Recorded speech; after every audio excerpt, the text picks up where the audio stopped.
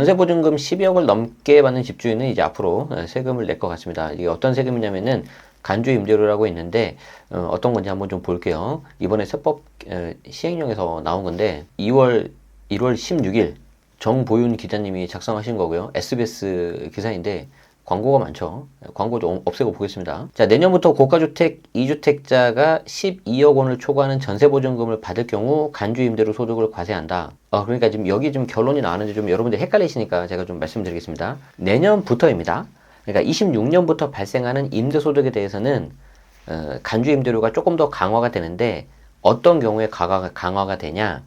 고가주택을 갖는 경우에요. 이때 고가주택은 기준시가 12억입니다. 기준시가. 그러니까 시세로 하면은 거의 한 뭐 10억 후반대, 20억 가까이 가는 그런 이제 비싼 집이고 그 집을 2주택을 갖고 있어야지 해당이 되는데 또 여기서 뭐냐면은 보증금이 12억 원을 초과해야 돼.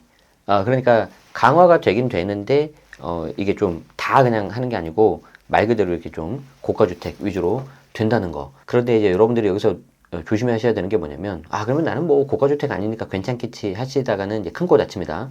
분명히 이제 비고가주택 2주택에 대해서도 간주임대료가 조만간 과세가 될 것 같습니다. 항상 그래 왔어요. 자, 기재부는 이 같은 내용을 담은 2024년 세법 개정 후속 시행령 개정안을 발표했는데 사실 이 내용은 그 전에 나온 거였어요. 그래서 여기에 대해서 이제 시행하려고 이제 시행령 개정안이 나온 겁니다. 여러 가지가 있는데 특히 이 중에서 이제 전세보증금 이거 한번 보자는 거예요. 간주임대료.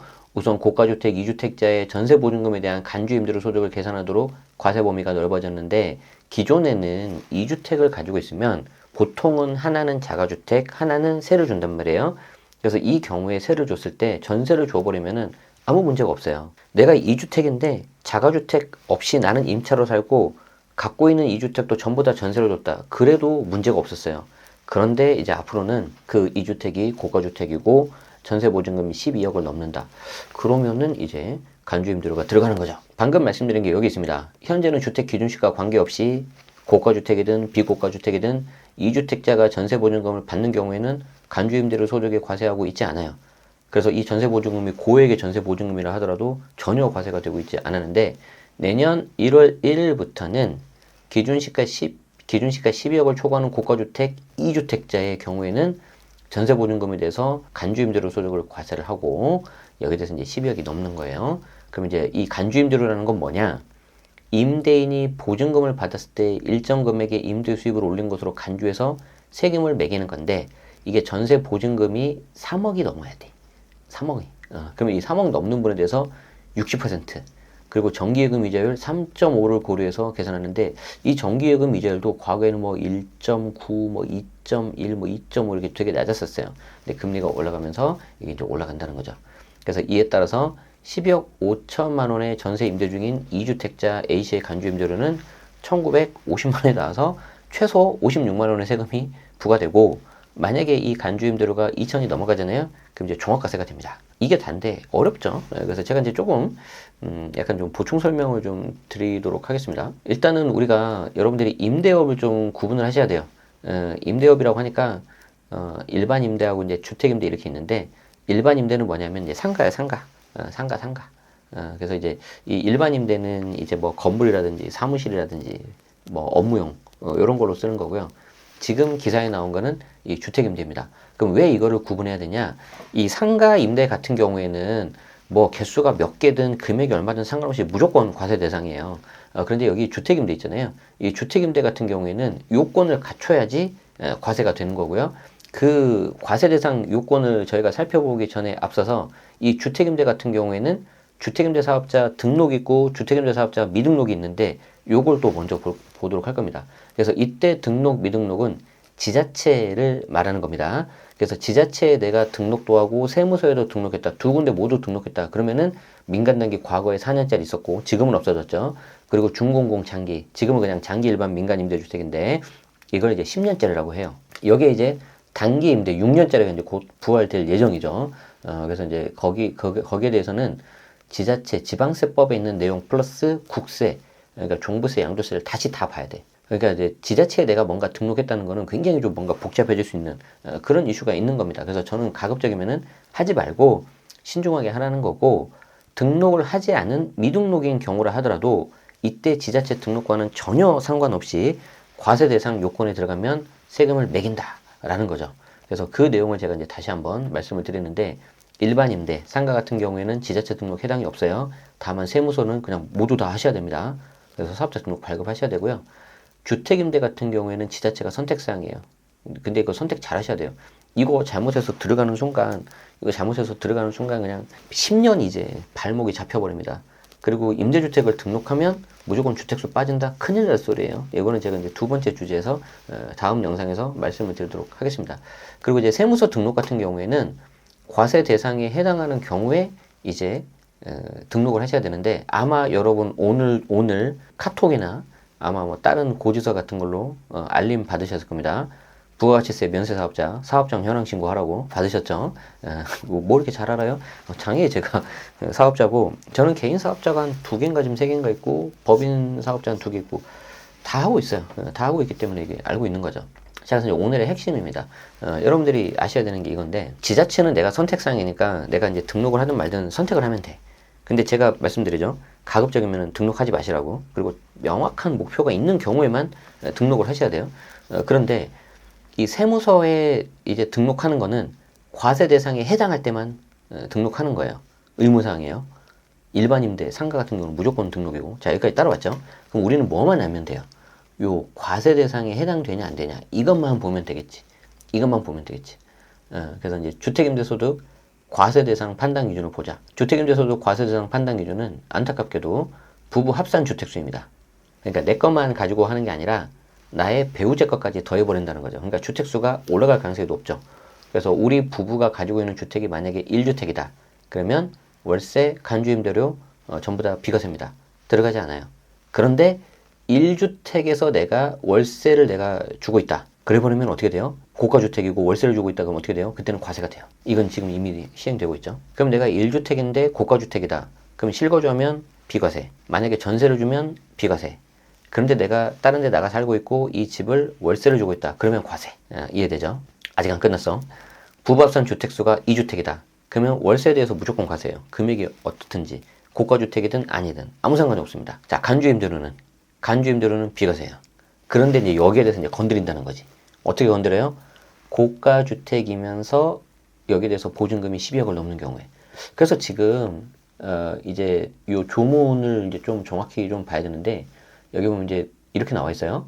고가주택 기준시가가 12억 초과인 2주택 보유자는, 그러니까 이 고가주택 2주택 보유자니까 지금 요 문구로만 보면은 고가주택을 2주택을 갖고 있어야 돼요. 그렇죠? 그 전세보증금을 간주임대료 과세 대상에 추가하겠다. 그래서 이거는 과거에 이미 소득세법 개정됐어요. 그래서 어떻게 신설됐냐면, 고가주택 2주택자의 전세보증금에 대한 간주임대료 과세 대상에서 그 전세보증금 합계액이 10억을 넘어야 돼. 그러니까 전세보증금 합계액은 밑에 간주임대로 여기에 대해서는 3억인데 여기 고가주택인 경우에는 12억을 넘겨야 돼.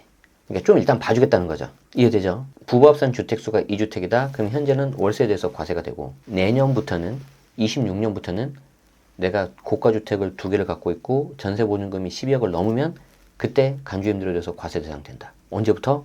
26년 1월 1일 이후 발생하는 소득분부터. 그러니까 25년 발생하는 거는 내년에 신고하지 않습니까? 그럼 26년 내년도에 발생하는 거는 27년도에 이제 세금 신고 납부할 거야. 그때 들어간다는 거야. 그럼 이제 여러분들이 이제 고민을 해봐야 되죠. 야, 나 이거 여기까지 하는 거 싫은데? 그럼 내가 이제 고가주택 2주택이면은 하나를 어떻게 할까? 차라리 처분하는 게 나을 수도 있겠죠. 그럼 처분에는 뭐가 있어요? 제3자한테 매각하는 게 있고 증여하는 게 있겠죠. 이제 봤더니 이제 자녀가 좀 소득이 있고 그러면 증여가 좋을 수 있고, 아니면은 차라리 그냥 팔자. 왜? 고가주택 만약에 조정대상 지역일 가능성이 높은데 내년부터는 이제 양도세 중과 들어갈 거잖아요. 아니, 분위기가 지금 그렇잖아. 지금 돌아가는 시국이. 물론 이제 어떻게 될지는 좀 더 지켜봐야 되겠지만, 맞죠? 이게 2주택까지예요. 그래서 이제 여기 지금 하얀색 비과세 영역이 이제 2개로 이제 줄어들 가능성이 높지. 자, 3주택 이상은 어떻게 돼요? 3주택 이상은, 부부합산 3주택 이상은 뭐 다 따질 거 없어요. 월세, 간주임대로 전부 다 들어가는데, 이때 간주임대로는 원래대로 계산 방법인 보증금 합계액이 3억 초과인 경우에 들어갑니다. 그러니까 3주택인데 내가 하나는 자가주택, 하나는 월세, 하나는 전세 주고 있는데 전세가 뭐 2억이야. 아, 그러면 상관이 없죠. 근데 3억이 넘어가. 그러면 이제 들어가죠. 참고로 이때 보증금은 월세 보증금 들어가 안 들어가? 들어가요. 가끔 여기 이제 보증금을 전세 보증금만 해가지고 착각하시는 분들이 있는데 그렇지 않다. 월세 보증금도 당연히 들어가고 대신 이제 소형 주택은 빠지죠. 전용 40제곱미터 이하 앤드 기준시가 2억이야. 굉장히 좀 작은 주택.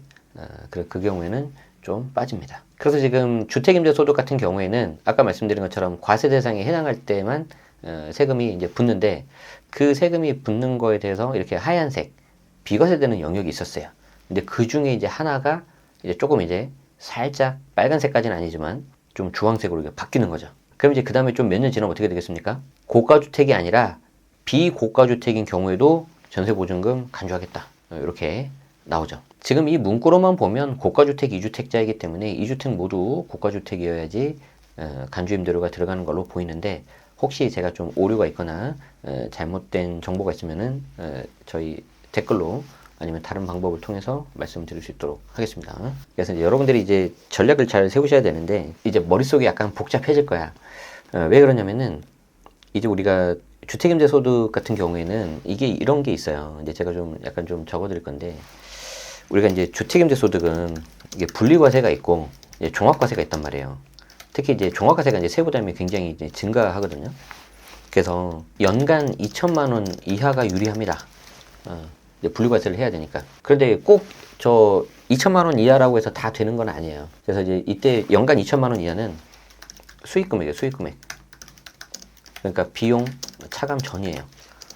그러니까 예를 들어서 어떤 분이 내가 월세를 300 받으니까 3,600인데 비용이 뭐 예를 들어서 절반이다. 그럼 절반 빼니까 1,800이니까 분리과세 되는 거 아니냐. 그렇지 않고 300 받아서 3,600이면 곧바로 이미 2,000이 넘어버리잖아요. 그러면 이제 종합과세가 들어가는 겁니다.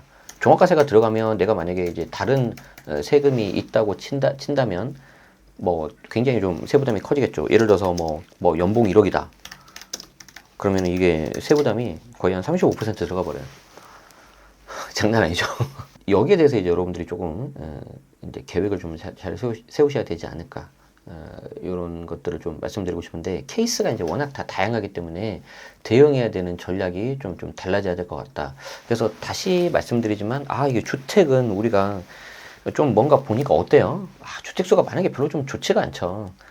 그리고 지금 취득세 중과라든지 이런 게 좀 풀릴 가능성도 좀 별로 안 보이고 그래서 좀 그런 부분에 대해서 이렇게 좀 포트폴리오를 다시 좀 재정비하는 그런 거를 가져오셔야 될 것 같고요.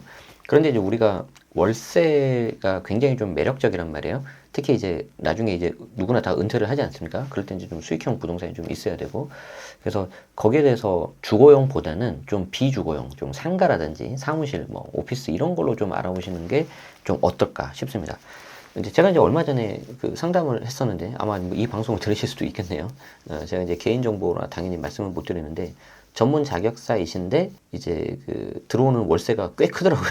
그래서 좀 이게 개인으로 일부 그리고 이제 법인으로 일부 아마 받으시는 것 같은데 개인으로 받아서 좀 세금이 좀 많이 나오긴 하지만 또 이제 그로 인해서 좀 생활이 좀 풍족해지는 것도 있고 대출이 좀 또 잘 나올 거잖아요. DSR 같은 거 범위가 좀 넓어지니까 그렇게 해서 하시는 분이 있었는데 결국에는 그분도 주택은 이제 좀 그냥 좋은 거 하나 정도로 뭉치려고 하시는 것 같더라고요. 그리고 나머지는 전부 다 이제 수익형으로 가고 점점 이렇게 좀 되지 않을까 싶습니다. 우리가 이제 아까 보신 것처럼 이 표가 막히잖아요, 이제. 비과세가 되는 게 이제 다 막혀요. 이 부분에 대해서 여러분들이 좀 고민을 좀 해보셔야 될 것 같습니다. 계속해서 좋은 방법이 나오고 좀 새로운 소식 그리고 구체적인 내용이 나오면 저희 채널에서 말씀드리겠습니다. 도움되셨다면 좋아요, 구독 부탁드리고 새로운 소식은 알림 설정하시면 편하게 받아보실 수가 있습니다. 네, 시청해주셔서 고맙습니다.